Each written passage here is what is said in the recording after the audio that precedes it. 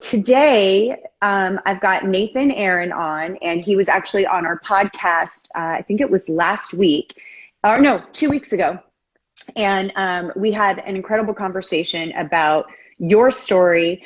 And what people really loved about it was, how do I fund this amazing dream idea that I have for a business when I don't have money right now? How do I do this? And you're like the perfect person to talk to about that. And it really ties into what we talk about a lot here, which is your elevator pitch. And I know we're going to talk about that today, why that is so important when it comes to pitching your idea to somebody who could be funding your dream business. So before we get into all of that, I just wanted to give some highlights of what we're going to cover. Let's talk about what you do and what problem you solve, how you solve it, and how you make people's lives better. Great. Yeah. Thanks for having me on. So what I do is I help people plan, fund, and build their dream businesses. I love working with people who are like what I call heart-centered, which is basically people that are really loving and caring and want to do great things in the world. So yeah, I basically help them plan it, because sometimes you can climb up the wrong mountain and realize 5 years later that you're climbing up the wrong mountain and that you spent all this time doing the wrong thing. Then I help people, once they get really clear on what it is, I help people fund it, getting money for their personal expenses, like their mortgage or their rent, their bills, their food, and their business expenses, like hiring people, marketing budget, whatever they need to be able to make their business flourish, and then building it as well, scaling. I love helping people in that area. And this goes for people who are broke, people who are wealthy that want to start another business or scale, and for people who are looking to transition from a corporate job into doing their own thing. So it's pretty much for anyone, regardless of where you are financially. So awesome. Let's talk a little bit about like an exciting, a time that you have done this that was super, oh my gosh, I can't believe I just pulled this off and got this funded. Yeah, totally. And anyone that's listening, just as I tell this story, just think about your own personal situation, because you might think of like the things that you would use this money for. It's really important because for some people, it's like, I don't really need anything for my personal expenses, but what would I be able to do with the money differently than if I spend my own money? And my example of that, as I go into this story about an exciting time where that happened, is if you are going to say shoot videos and start doing a video series. Maybe if you do it by yourself, you do it with your phone, and you would have your friend help you out, and you would just go online and share it to your current followers. But if you had the money to do it, then maybe you would get a video team, and you would have someone help you write little scripts, and you would have like a professional team around you, and it would kind of stretch you out of your comfort zone and make you a little bit nervous, as opposed to just starting from ground zero. Now, I'm a huge proponent for people to actually do the starting with your phone, start with yourself or your friend, just get going, get started. Don't use any excuses. But at the same time, why do it the poor person's way versus just doing it with all the resources that you need? And then when you put it out there, you're not like, I hope someone sees this thing that I spent so much time on. You actually have a marketing budget. You can have maybe hire a PR agency. And so that's what's so important about it. And that leads me into, I think my first story is the most fun one, because I was not doing very well in life, and I had someone call me up. And it just goes to show, this story goes to show, it was an accident. I didn't say, hey, I'm going to start figuring out how to get people funding. I basically had a gentleman contact me and say, hey, I want to hire you for what I was doing at the time, which was music production. He said, I want to hire you for music production. I said, okay, sounds great. Send me an email with some of your music. I'll take a listen, and I'll let you know what I think we can do. He sends me an email. I check out his music. I check out his music videos. I check out his social media. I'm like, this dude has it all. He has the look. He has a solid following. He has amazing music videos. He has great artwork. If I am to make more music for him, that's not really what I can do to serve him at my highest ability. So I thought about it and I thought, he's got hundreds songs and he needs more exposure. So I thought, why don't I help him make a deal or something?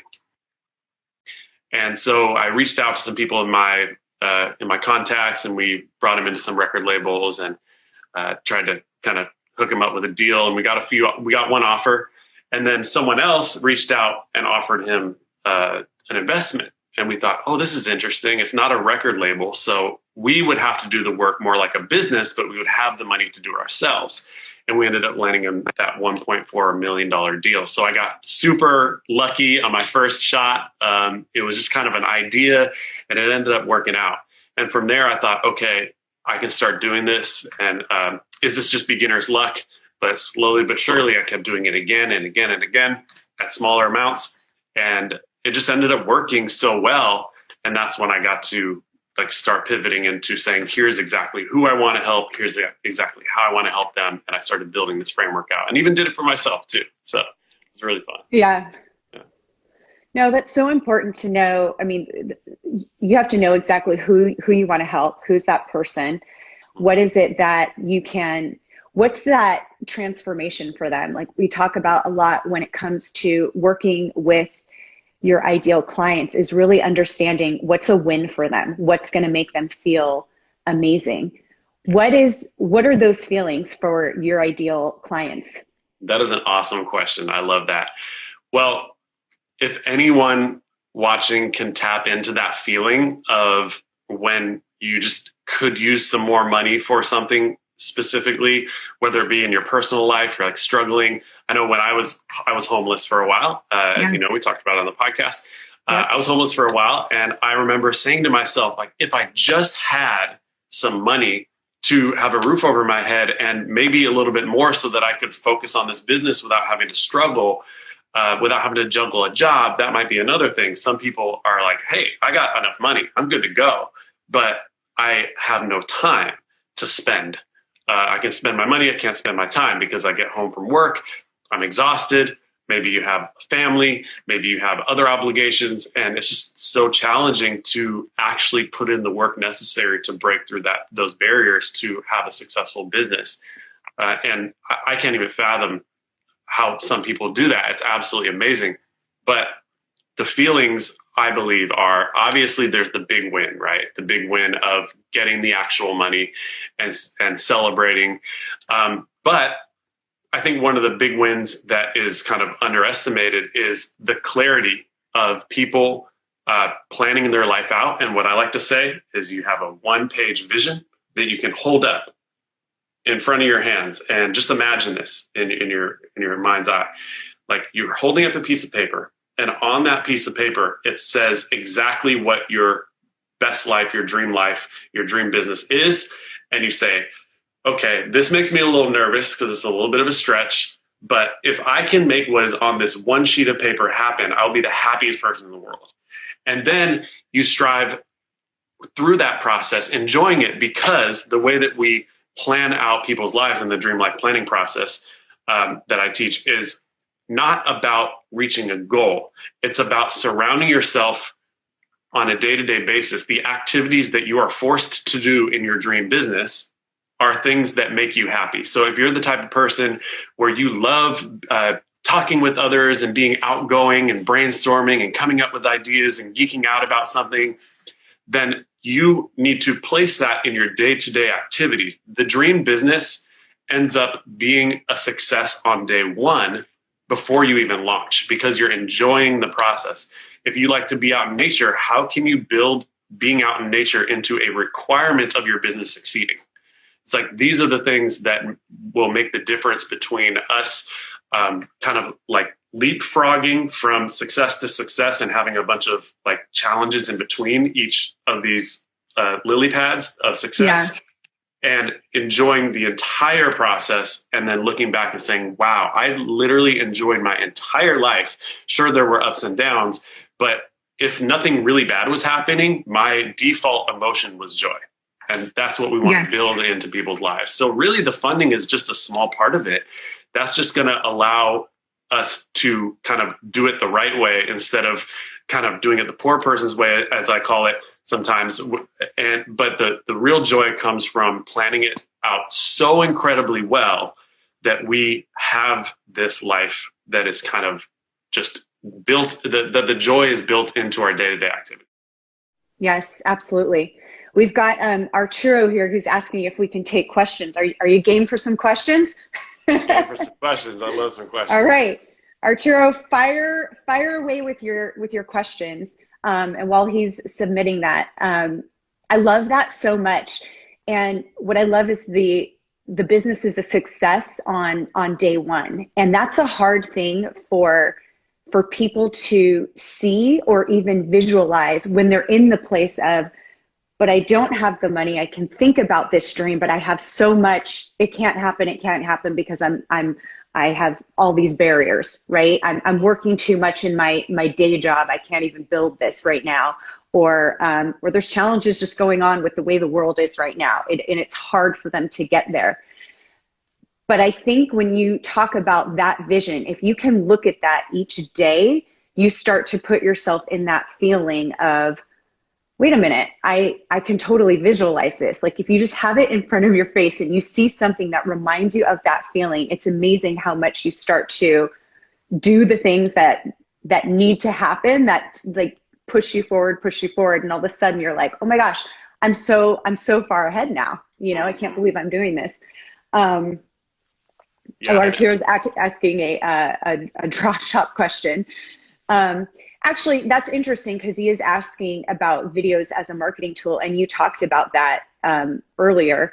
And I loved how you said how you can just take your own camera to do something, you know, to film your idea. Let's kind of segue in terms of talking about video and messaging within your video. Let's talk about that in terms of pitching your idea to somebody. So if we're talking about funding a business, trying to get money for a new business, how can we utilize video and messaging to make sure that people get what we do and are, you know, really inspired to take action and be involved in that?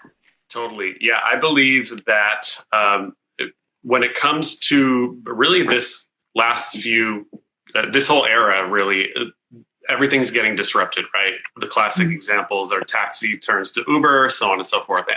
Amazon, there's all these different disruptions.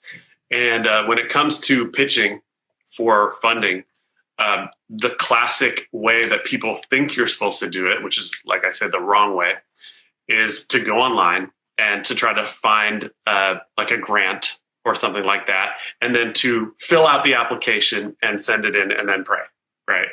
And that's just not a good way to do it unless you want to do 1,000 applications. If you're into that whole struggle story where you send 1,000 applications and you get one maybe and then 1,000 more and you get one, yes, then sure. But the way that I teach people how to do this is to actually find a local, if you're going for a grant, to find a local grant office and walk in with a pitch deck. And a pitch deck is something that I help people build. But basically they go in and they speak to a real human being and they chat with them and they show them their P&L and or their financial projections and all the things you need inside of the pitch deck.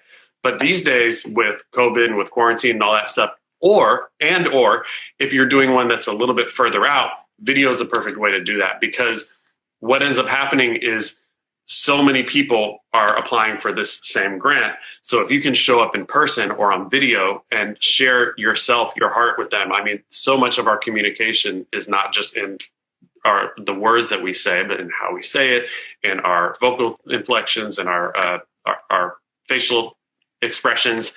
And so I think it's incredibly powerful. Not only that, but there's things like Zoom and Live and all that. But by actually creating a presentation that is ever evolving on video, you can perfect that video down to the second over time. So you can have one, you can create it, you can send it in, but as you're continuing, you get better and better and better and better. I have a good friend named Gabe Schillinger. He has a successful business and does funnels and things of that nature. Won like the 2 Comma Club Award with Russell Brunson. And he tells me, he said, hey, if you're going to sell something online, which is a little bit of a different topic. He said, you should do a webinar every week for a year before you have a sales video or a recorded webinar, so that you perfect it down to the second. And that can go for everything else as well. If you're creating a pitch to get funding, if you're selling something on a sales video, on a website, it's like, let's really dial it in and get it perfect. And sometimes we don't know what that is. And so that's why it's important to get people who can really help us with that, to understand, like, what is a hook, and what is the call to action, and how does that all work? And so that's why it's important, like, to have a community or a mastermind, or like some sort of a professional, or hire someone, or just do a lot of research online to make sure that the video isn't just, hey everybody, I'm Nathen, and just wanted to tell you a little bit about what I have to offer. It's like, by then they're already gone. They're already gone.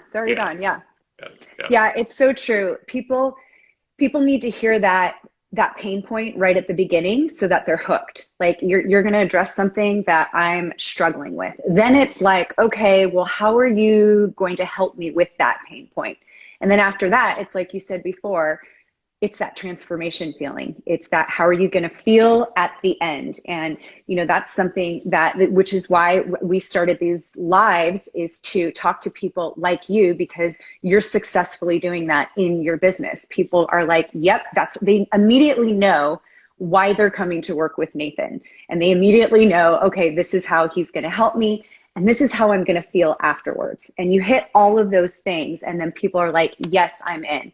And that's what we're doing with elevator pitches when we work with people. And just that simple, let's just nail that part first, and then we can go into the other messaging. But if you know that, then you've got this foundation. And it really is true for anything that you do, whether it's just, I have an idea for a business, or I'm trying to get funding for a business, or now I'm trying to sell widgets, or I'm trying to sell a service, whatever it is, having all of those things answered is just so important. So and I have to just call something out really quick.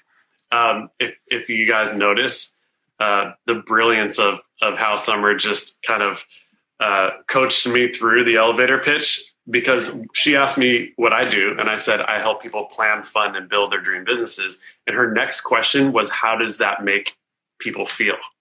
And that's because that is a part of the elevator pitch that I didn't say. And so I need to take note on that as well and add that in, because I do have, like, on my website, it's like right above the headline is the pain and the result. And then down below is the feeling and emotion. But I don't necessarily say that every time that I get asked what I do. Sometimes the feeling I give people is just off of just my overall energy, but I'm not saying like, oh, this is the feeling that you're going to receive immediately within the first 15 seconds of me talking. So that's a lesson that I just got from you today. Yeah, well, I think because then you've brought them into that feeling of winning, into that feeling, like you said, your business is a success on day one, because you already know where you're going, and you're enjoying it, because you're like, this is that feeling. I'm totally gonna like win. Everybody wants to win. You know what I mean? You just want that feeling of, I'm doing something good. I feel pumped up. I'm enthusiastic. And it's just an amazing feeling to have. I love so much what you do. It's just because you take people through that journey of going like, yeah, that would be cool. Yes, I have this dream, but I can't do it. That's what they're thinking, to going, no, you actually can do it, and here's where you're going to be. And you know that because you've lived it. That's your life. So you know exactly what they feel like before, during, and after. Yeah, that's actually a really interesting point. And thank you for that messaging. Holy cow, like to make your business a success on day one. I mean, I know I said it, but you ricochet back to me now. Like, I need to start using that more. But people who say, yeah, but not me, or that would be great, but that is at the core of all of us. I mean, I still to this day say it about my next level, right? I still say like, oh, like, am I going to be able to do that? Is that really possible? Which is a good thing, because it means we're setting our goals high. But I think ultimately, if we just really remember the importance of asking for the feelings that we want, in those moments where we're uncertain, that's what I've been doing with myself. So if I find myself having doubt or uncertainty, I tell myself two things. One is I say, I'm proud of you because you're setting your goals high enough that they're scary.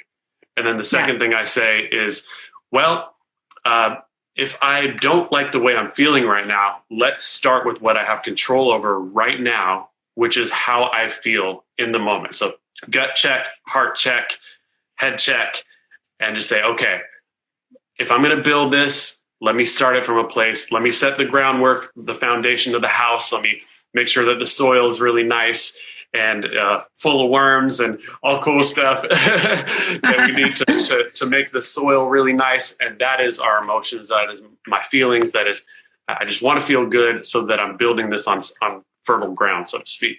And that is a huge life lesson that no one's ever going to master. It's just a continual, ongoing thing.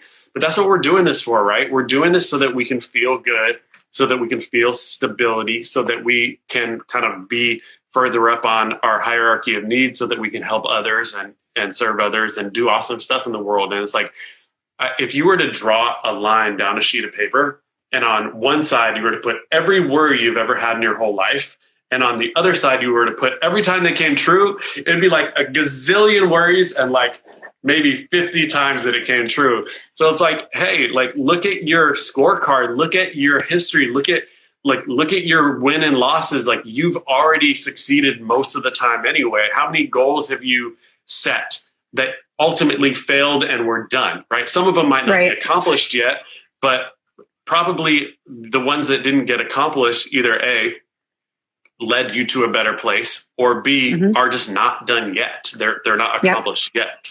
So it's so important for us to kind of weave in those habits into our soul, into our daily lives of just continuing to master the art. It's like, I feel like life is a dance, and like, if you don't learn how to dance, then you're going to stumble all over the place, and then you better have a sense of humor. But, exactly. If you do really well and you learn how to dance, and you just like have grace with yourself, and you learn how to dance with yourself and with life and with this reality, and you're like, okay, here we are in this existence where we get full autonomy to like touch our own faces and like walk outside when we want to. Like, we're not told we can't do these things.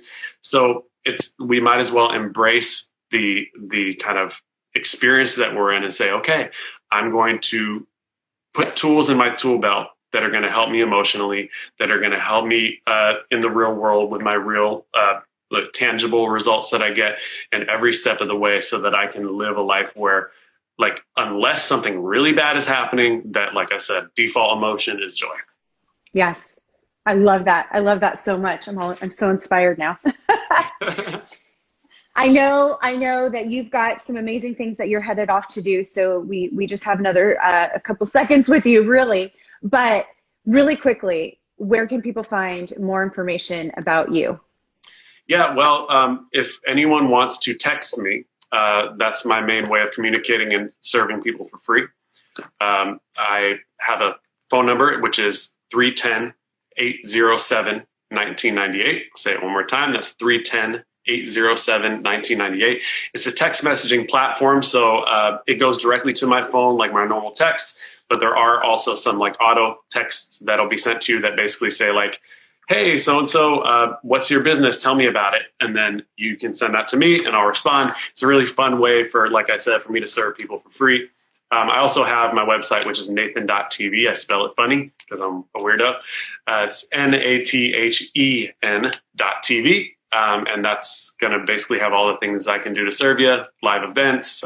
Sometimes I host free ones. I do more than just this as well. Sometimes I send my music. I'm working on a music album as a singer and producer, and also a reality series called Chasing My Dreams, which the first episode is going to air in December, and then every month for the rest of 2021. So all kinds of cool stuff there. And one more time for that number, because we're getting some asking to type that. 310. Yeah, 807. 807. 1998. 1998. All right. And I just posted that in there. Cool. Awesome. And then, of course, if you're watching this, follow Nathen. Yes. And you also, I I have one more thing that I'm really proud of. So we just released a new podcast with Brendan Burchard. It's called the Marketing and Influence Podcast. And we have all kinds of amazing Brendan. people. We love Brendan at the Draw Shop. Yes. He's awesome. We got a great one with Jay Shetty, a great one with Glow Graphics, another episode with just so many amazing people. Jenna Kutcher, Tom Bilyeu. And so just check out the Marketing and Influence podcast. It's just so it's so amazing to be able to work with people on that level. So I'm super proud to be a part of that as well.